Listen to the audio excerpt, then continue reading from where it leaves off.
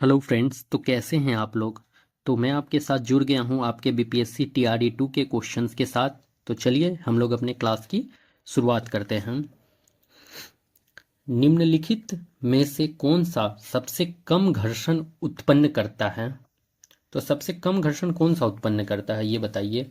फिसलन घर्षण, रोलिंग घर्षण, स्थितिज घर्षण, उपयुक्त में से एक से अधिक या उपयुक्त में से कोई नहीं। तो सबसे जो कम घर्षण वो उत्पन्न करता है वो आपका रोलिंग घर्षण सबसे कम घर्षण उत्पन्न करता है, ठीक है। और जो सबसे ज़्यादा घर्षण उत्पन्न करता है वो सबसे ज़्यादा करता है आपका फिसलन घर्षण। सबसे ज़्यादा जो आपका करता है वो फिसलन घर्षण उत्पन्न करता है और सबसे कम रोलिंग घर्षण उत्पन्न करता है। चलिए फिर नेक्स्ट,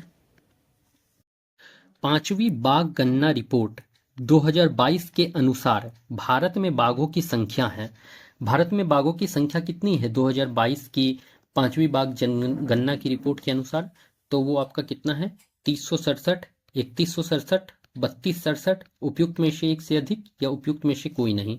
तो फ्रेंड्स जो हमारी बाघों की संख्या है वो है 3167, मतलब कि 3167। कितना है, 3167, ठीक है, 3167 है। चलिए फिर नेक्स्ट, थावे महोत्सव का आयोजन होता है। तो थावे महोत्सव का आयोजन होता है वो बिहार, झारखंड, यूपी या उपयुक्त में से एक से अधिक। तो जो थावे महोत्सव का आयोजन होता है वो बिहार का होता है। बिहार का एक फेस्टिवल है जिसका नाम है थावे। तो थावे महोत्सव का आयोजन कहाँ पे होता है, तो बिहार में होता है। बिहार बिहार बिहार, ठीक है, थावे महोत्सव का आयोजन बिहार में होता है। चलिए फिर next, the Chipko movement people's history नामक पुस्तक के लेखक हैं। तो इसके लेखक कौन है, शेखर जोशी, शेखर पांडे, शेखर पाठक, उपयुक्त में से कोई नहीं या उपयुक्त में से एक से अधिक। The Chipko movement people history नामक के लेखक जो हैं आपके वो हो जाएंगे शेखर पाठक। कौन हो जाएंगे, शेखर पाठक। तो करेक्ट ऑप्शन इज थर्ड। अच्छा यहाँ पे 1 लिखा गया है, तो शेखर पाठक। नेक्स्ट,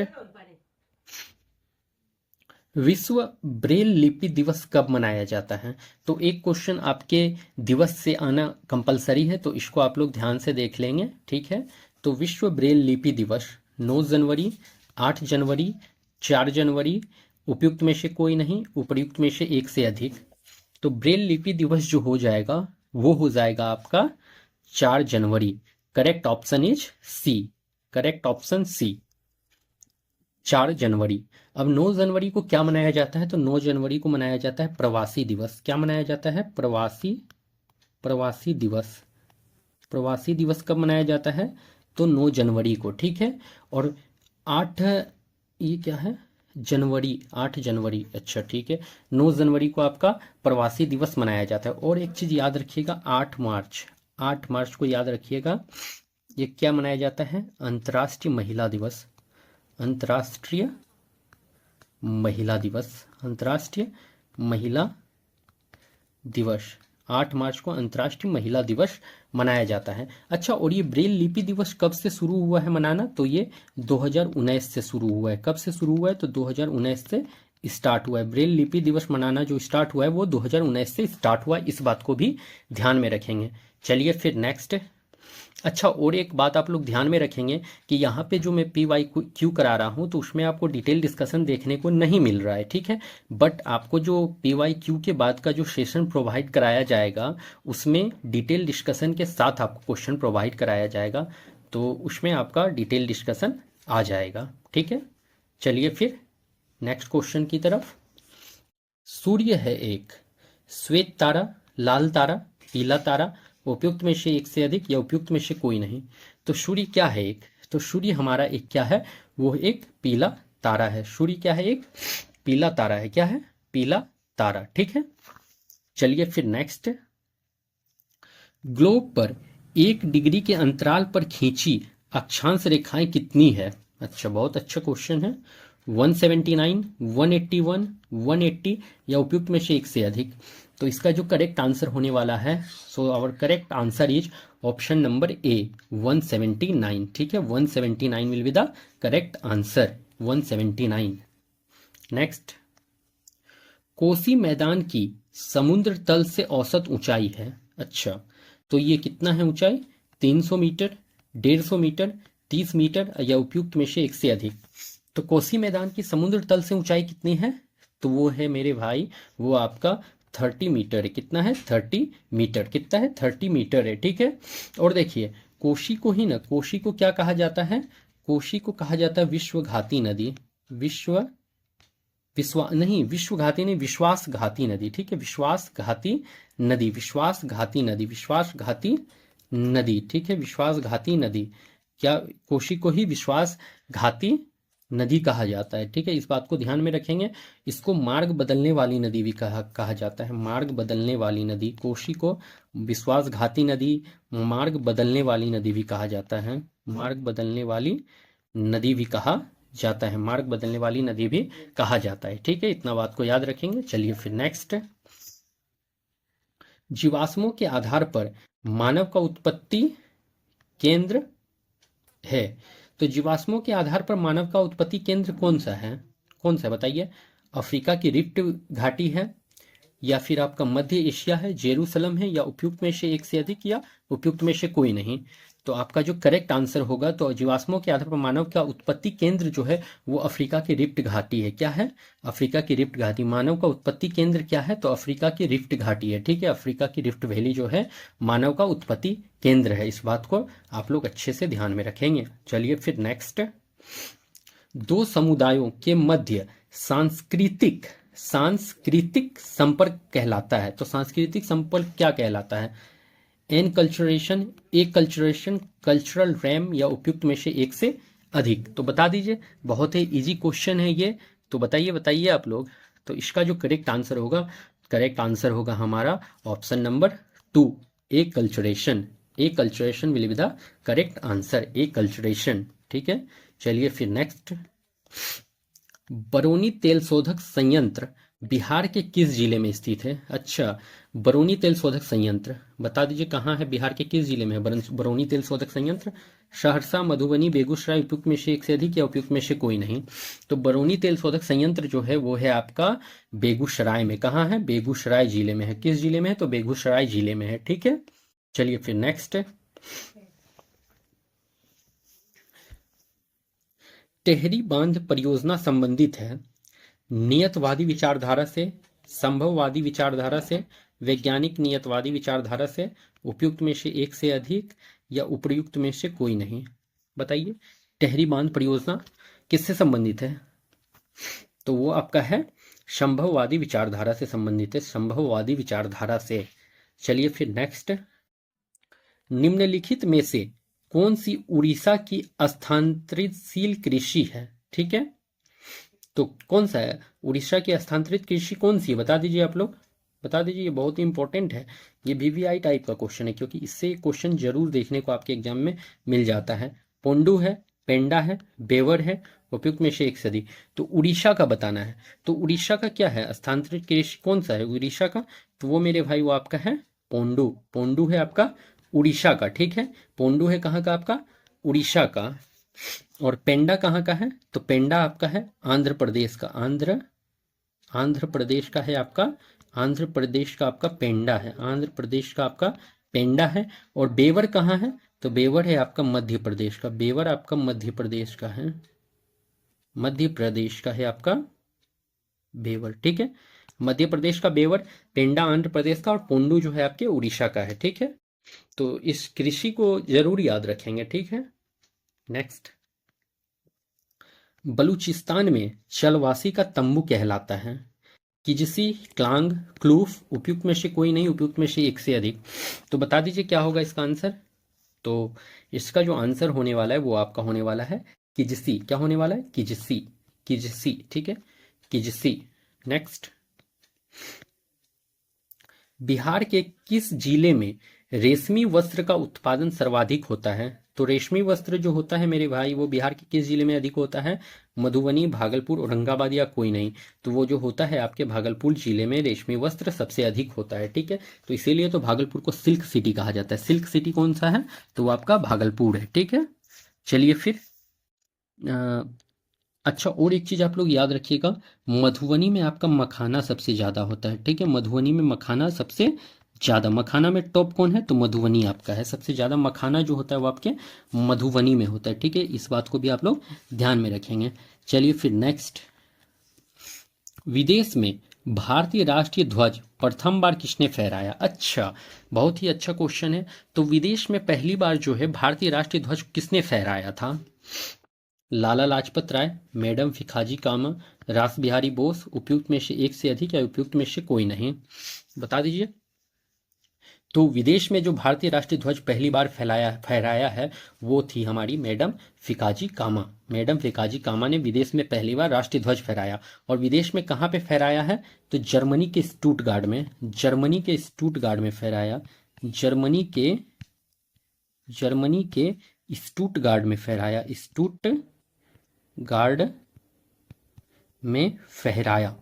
जर्मनी के स्टुटगार्ड में फहराया है। कहाँ फहराया है? तो जर्मनी के स्टुटगार्ड में फहराया है। कब फहराया? तो 1907 में फहराया है। कब? 1907 में जर्मनी के स्टुटगार्ड में फहराई है मैडम फिखाजी कामा पहली बार राष्ट्रीय ध्वज, और 1907 में फहराई है। ठीक है, और देखिए मैडम फिखाजी कामा को वयोवृद्ध महिला भी कहा जाता था। वयोवृद्ध वयोवृद्ध महिला भी कहा जाता है। वयोवृद्ध महिला के नाम से कौन जाना जाता है? तो आपकी मैडम भिखाजी कामा ही जानी जाती है। वयोवृद्ध महिला के नाम से मैडम भिखाजी कामा ही जानी जाती है। इस बात को भी आप लोग ध्यान में रखेंगे। चलिए फिर नेक्स्ट, अबुल कलाम आजाद के द्वारा किस पत्रिका को संपादित किया गया था? जमींदार, कॉमरेड, अल हिलाल, उपयुक्त में से एक से अधिक या उपयुक्त में से कोई नहीं? तो अबुल कलाम आजाद के द्वारा कौन सा पत्रिका है आपका? तो वो यहाँ पे है, according to option our answer will be the Al Hilal. Al Hilal कौन लिखा है? तो अबुल कलाम आजाद। अल हिलाल अबुल कलाम आजाद के द्वारा लिखा गया पत्रिका है। चलिए फिर नेक्स्ट, महात्मा गांधी एंड बिहार श्रम रेमिनेंस के लेखक कौन थे? तो इसके लेखक कौन है? डॉक्टर राजेंद्र प्रसाद, जयप्रकाश नारायण, कर्पूरी ठाकर, उपयुक्त में से एक से अधिक या उपयुक्त में से कोई नहीं? तो यहाँ पे जो आपका करेक्ट आंसर होगा वो हमारा होगा answer number 1, doctor Rajendra Prasad. Doctor Rajendra Prasad इसके करेक्ट आंसर होगा। चलिए फिर नेक्स्ट की तरफ, ऑल इंडिया किसान सभा के पहले अधिवेशन में कौन अध्यक्ष थे? अच्छा, बहुत ही अच्छा क्वेश्चन है ये तो। ऑल इंडिया किसान सभा के पहले अधिवेशन में अध्यक्ष कौन थे? बता दीजिए। नरेंद्र देव, सहजानंद सरस्वती, संपूर्णानंद या उपयुक्त में से एक से अधिक? तो हमारा जो आंसर होगा इसमें अध्यक्ष पूछा है तो अध्यक्ष हो जाएंगे हमारे सहजानंद सरस्वती। सहजानंद सरस्वती। और इनकी एक पत्रिका थी, पत्रिका इनका याद है ना आप लोगों को? पत्रिका आपको याद है? सहजानंद सरस्वती का एक पत्रिका था।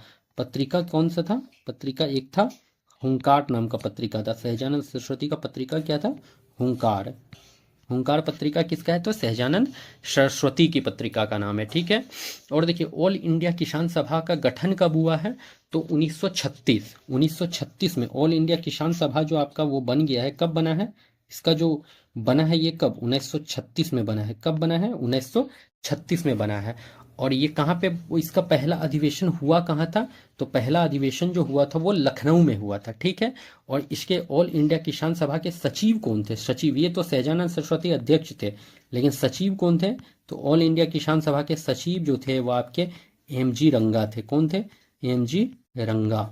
ठीक है, इन बातों को आप ध्यान में रखेंगे। ऑल इंडिया किसान सभा के पहले अधिवेशन के अध्यक्ष कौन थे? तो सहजानंद सरस्वती थे, सचिव एमजी रंगा थे, और ये अधिवेशन जो किसान सभा का गठन जो हुआ था ये 1936 में गठन हुआ था। ठीक है, चलिए फिर नेक्स्ट क्वेश्चन की तरफ, पटना महिला महाविद्यालय कब स्थापित हुआ? वीवीआई क्वेश्चन है ये, ऐसा क्वेश्चन देखने को मिल जाता है हमारे एग्जाम में। तो पटना महिला विश्वविद्यालय का गठन कब हुआ है? बता दीजिए। 1938, 1940, 1941, उपयुक्त में से एक से अधिक या उपयुक्त में से कोई नहीं? तो पटना महिला महाविद्यालय का गठन जो हो गया है वो हो गया है आपका 1900 क्या होगा? 1940 में गठन हो गया महिला महाविद्यालय का। ठीक है, चलिए फिर नेक्स्ट क्वेश्चन की तरफ, अंतरिम सरकार में डॉक्टर राजेंद्र प्रसाद के पास कौन सा विभाग था? वाह, बहुत अच्छा क्वेश्चन है। तो अंतरिम सरकार में डॉक्टर राजेंद्र प्रसाद के पास जो था वित्त विभाग, रक्षा विभाग, खाद्य एवं कृषि विभाग, उपयुक्त में से एक से अधिक या उपयुक्त में से कोई नहीं? तो वो जो थे हमारे डॉक्टर राजेंद्र प्रसाद वो थे हमारे खाद्य एवं कृषि मंत्री कौन थे? खाद्य एवं कृषि मंत्री थे डॉक्टर राजेंद्र प्रसाद, खाद्य एवं कृषि मंत्री थे, खाद्य एवं कृषि मंत्री डॉक्टर राजेंद्र प्रसाद। तो वित्त मंत्री कौन थे उस टाइम? तो वित्त मंत्री थे आपके लियाकत अली, लियाकत अली। वित्त मंत्री कौन थे? तो लियाकत अली, लियाकत अली हमारी जो है वित्त मंत्री थे, वित्त मंत्री। और रक्षा मंत्री कौन थे? तो बलदेव सिंह, बलदेव सिंह। रक्षा मंत्री कौन थे? तो बलदेव सिंह थे, बलदेव सिंह। रक्षा मंत्री कौन थे? तो बलदेव सिंह थे। चलिए फिर नेक्स्ट क्वेश्चन की तरफ। किस वर्ष ऑल इंडिया वुमेन्स कॉन्फ्रेंस की स्थापना की गई? अच्छा, कब किया गया था वुमेन्स कॉन्फ्रेंस का स्थापना? 1923, 1925, 1927 या उपयुक्त में से एक से अधिक? तो इसका स्थापना जो किया गया है वो 1927 में किया गया है। कब किया गया है? तो 1927 में ऑल इंडिया वुमेन कॉन्फ्रेंस की स्थापना करी गई है, ठीक है। और ये किसके द्वारा किया गया था? तो ये मार्गरेट कजिन्स के द्वारा, मार्गरेट कजिन्स के द्वारा जो है ऑल इंडिया वुमेन कॉन्फ्रेंस के स्थापना करी गई है, ठीक है, मार्गरेट कजिन्स के द्वारा, ठीक है। इस बात को भी आप लोग नोट डाउन कर लेंगे।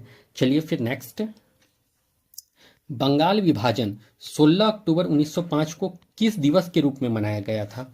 तो देखिए, बंगाल विभाजन जो हुआ था वो कब हुआ था? तो 16 अक्टूबर 1905 को हुआ था, ठीक है। तो इस दिन को किस रूप में मनाया गया ये पूछा जा रहा है। बॉयकॉट, हड़ताल, शोक या फिर उपयुक्त में से एक से अधिक? तो 16 अक्टूबर 1905 को जो था वो शोक दिवस के रूप में हमारा मनाया गया था, शोक दिवस के रूप में मनाया गया था, ठीक है। चलिए फिर नेक्स्ट क्वेश्चन की तरफ। किस आंदोलन के दौरान बिहार विद्यापीठ की स्थापना की गई? तो बिहार विद्यापीठ का जो स्थापना किया गया है वो आपके स्वदेशी आंदोलन, असहयोग आंदोलन, सविनय अवज्ञा आंदोलन या इनमें से कोई नहीं। तो जो बिहार विद्यापीठ का स्थापना जो किया गया है वो फ्रेंड्स किया गया है कब? बता दीजिए आप लोग। वो किया गया है हमारा असहयोग आंदोलन के दौरान। कब किया गया है? असहयोग आंदोलन के दौरान, मतलब कि 1921 के टाइम पे ये किया गया था। कब किया गया था? 1921 के टाइम पे, ठीक है। इतने बात को आप लोग ध्यान में रखेंगे, ठीक है। तो असहयोग आंदोलन इसका आंसर होगा। नेक्स्ट क्वेश्चन, 1917 में चंपारण आने का निमंत्रण महात्मा गांधी को किसने दिया था? तो देखिए, चंपारण सत्याग्रह जो हुआ था कब हुआ था? तो वो हो गया था आपके 1917 में, ठीक है।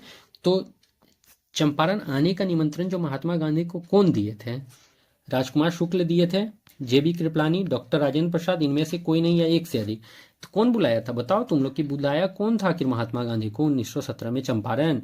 तो वो आपके बुलाए थे, कौन बुलाए थे? राजकुमार शुक्ल ने बुलाए थे जी, राजकुमार शुक्ल बुलाए थे, ठीक है। तो इस बात को ध्यान में रखना कि राजकुमार शुक्ल और जेबी कृपलानी, डॉक्टर राजेंद्र प्रसाद, ये लोग तो चंपारण सत्याग्रह में शामिल थे, बट बुलाए थे महात्मा गांधी को कौन बुलाया था? तो राजकुमार शुक्ल बुलाए थे महात्मा गांधी को चंपारण। सिंपल सा बात है। चलो फिर नेक्स्ट की तरफ। द व्हील्स ऑफ हिस्ट्री, इतिहास के पहिए नामक पुस्तक किसके द्वारा रचित थी? बताओ किसके द्वारा? लोकमान्य बाल गंगाधर तिलक, राम मनोहर लोहिया, जयप्रकाश नारायण, एक से अधिक, उपयुक्त में से कोई नहीं? तो द व्हील्स ऑफ हिस्ट्री और बुक का नाम, राइटर का नाम वेरी वेरी इंपॉर्टेंट है, इसको जरूर याद कर लेना, ठीक है। तो वो जो हो जाएगा तुम्हारा हो जाएगा Ram Manohar Lohia. The wheels of history, इतिहास के पहिए कौन लिखा है? तो राम मनोहर लोहिया लिखा है, ठीक है। चलो फिर नेक्स्ट, निम्नलिखित में से भारत की स्वतंत्रता के प्रति मुस्लिम लीग के दृष्टिकोण के बारे में कौन सा सही है? इसने क्रिप्स मिशन 1942 का प्रस्ताव इस आधार पर अस्वीकार किया कि उनकी पाकिस्तान की मांग को स्वीकार नहीं किया गया था। तो ये बात तो आपका बिल्कुल सही होने वाला है, ठीक है। नेक्स्ट, इसने वेवल योजना 1945 को अस्वीकृत किया क्योंकि उनकी स्वतंत्र पाकिस्तान की मांग को यह कमजोर कर सकती थी। यह भी बिल्कुल सही बात है, ठीक है। इसने कैबिनेट मिशन प्रस्तावों को अस्वीकार किया और 1946 में सीधी कार्यवाही का सहारा लिया। तो ये भी बिल्कुल सही बात है। तो यहाँ जो आपका आंसर होने वाला है वो आपका आंसर जो देखने को मिलेगा वो मिलेगा आंसर नंबर 4, उपयुक्त में से एक से अधिक, उपयुक्त में से एक से अधिक। चलिए फिर नेक्स्ट, बिहार के किस जिले में मक्का का उत्पादन सर्वाधिक होता है? मक्का सबसे ज्यादा कहाँ हो जाएगा तो बता दो। सारण, सिवान, मुजफ्फरपुर या उपयुक्त में से एक से अधिक। बताओ कहाँ होगा मक्का सबसे ज्यादा। तो मक्का जो हो जाएगा, कहाँ हो जाएगा, वो हो जाएगा मेरे भाई मुजफ्फरपुर में सबसे ज्यादा मक्का हो जाता है। बिहार का मुजफ्फरपुर में मक्का सबसे ज्यादा हो जाएगा, ठीक है, मुजफ्फरपुर मक्का। चलो फिर नेक्स्ट, जनसंख्या घटने से मानव भूमि अनुपात क्या होगा। जनसंख्या घटेगा तो मानव भूमि अनुपात क्या होगा ये बताना है।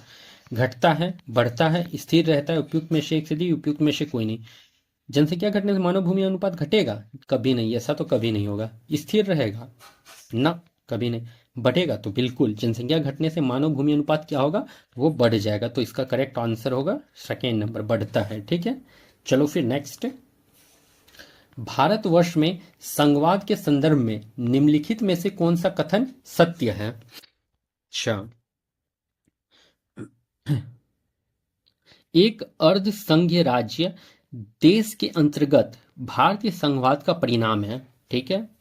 भारतीय संघवाद देश में एकल राज्य व्यवस्था स्थापित करता है, नहीं, ये बात बिल्कुल गलत है। एकल राज्य व्यवस्था स्थापित नहीं करता है।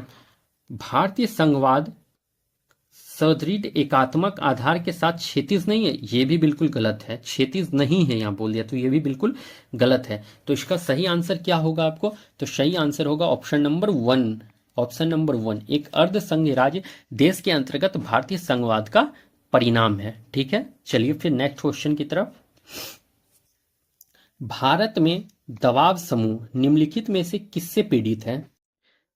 संस्कृतिवाद से, विचारधारा की प्रतिबद्धता की कमी से, देश की राजनीति में स्वायत्त भूमिका की कमी से, या उपयुक्त में से एक से अधिक, या उपयुक्त में से कोई नहीं। तो इसमें जो होने वाला है आपका आंसर, वो जो आपका आंसर देखने को मिलेगा वो मेरे भाई वो मिलेगा आंसर नंबर 4, उपयुक्त में से एक से अधिक। क्योंकि भारत में दबाव समूह जो है वो इनमें जो फैक्टर दिए हुए हैं सभी से वो प्रभावित पीड़ित है, ठीक है। तो उपयुक्त में से एक से अधिक इसका करेक्ट आंसर होगा। चलिए फिर नेक्स्ट, चुप रहने की स्वतंत्रता भारत में किस प्रकार का अधिकार है। कानूनी अधिकार, सामाजिक अधिकार, मूल अधिकार, उपयुक्त में से एक से अधिक, उपयुक्त में से कोई नहीं।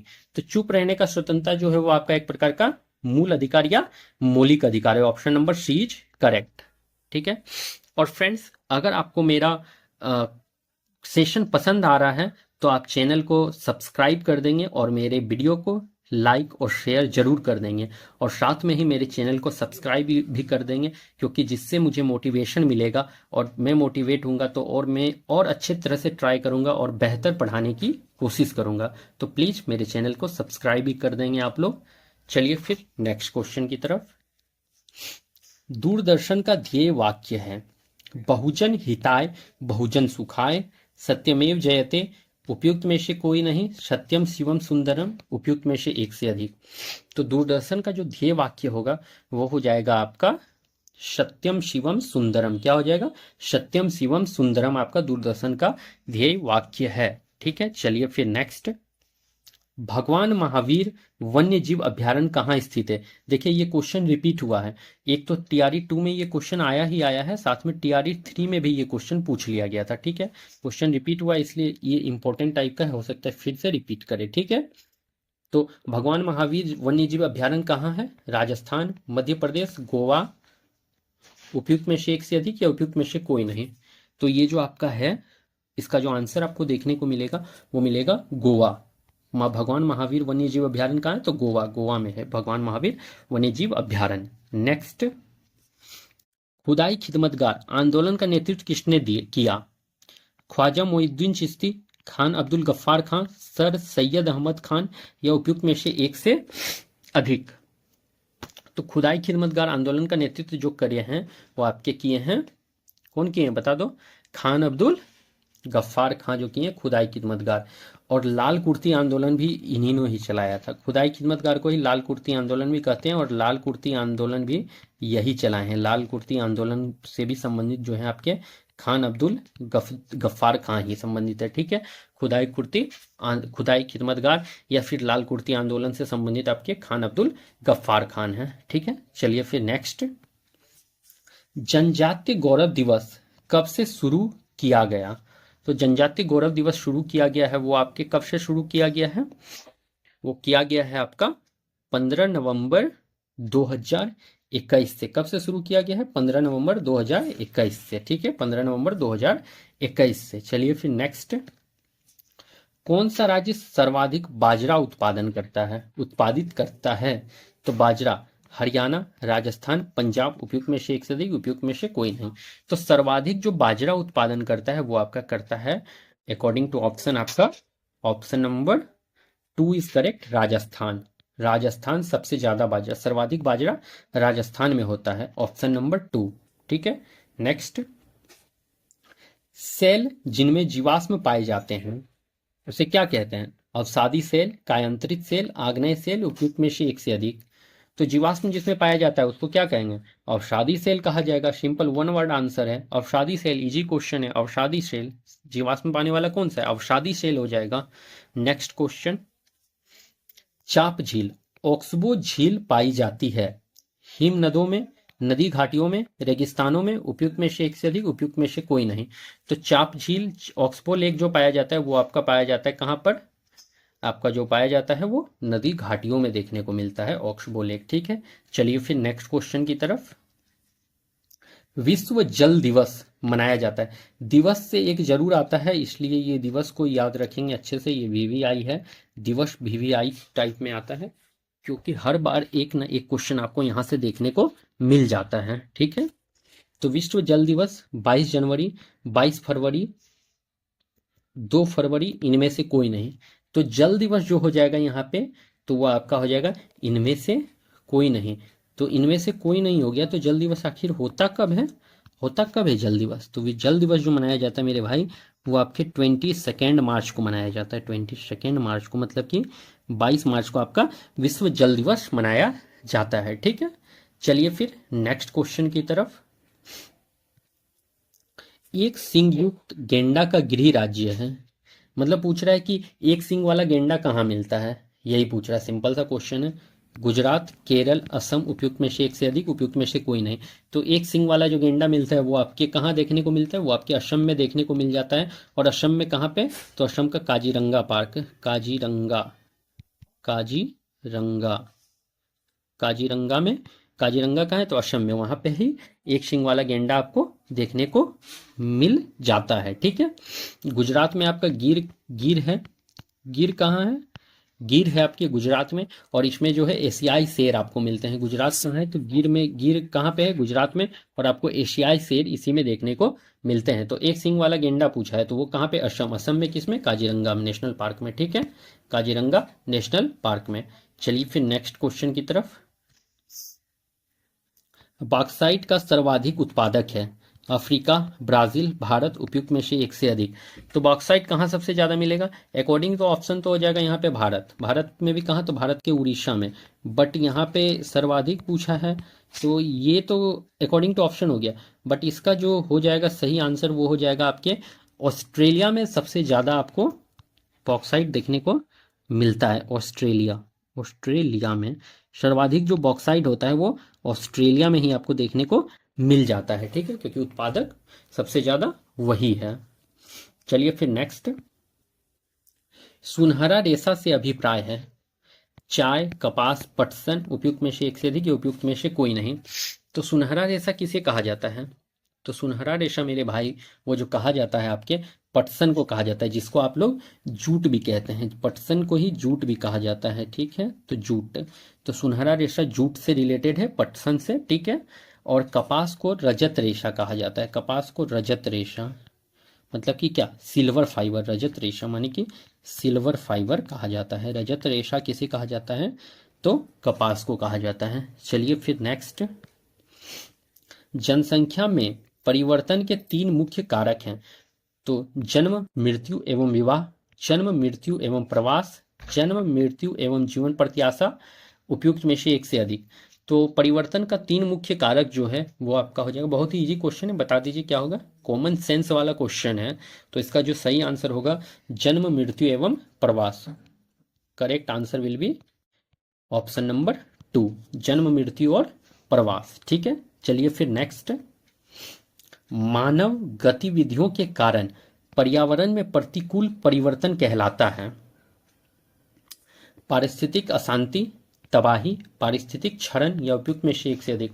ये भी इजी क्वेश्चन है, कॉमन सेंस वाला क्वेश्चन है, थोड़ा सा दिमाग लगाएंगे तो आपको आंसर मिल जाएगा इसका। तो इसका जो करेक्ट आंसर होगा वो होगा हमारा ऑप्शन नंबर सी, पारिस्थितिकी क्षरण। पारिस्थितिक क्षरण जो होगा वो आपका करेक्ट आंसर यहाँ पे देखने को मिलेगा।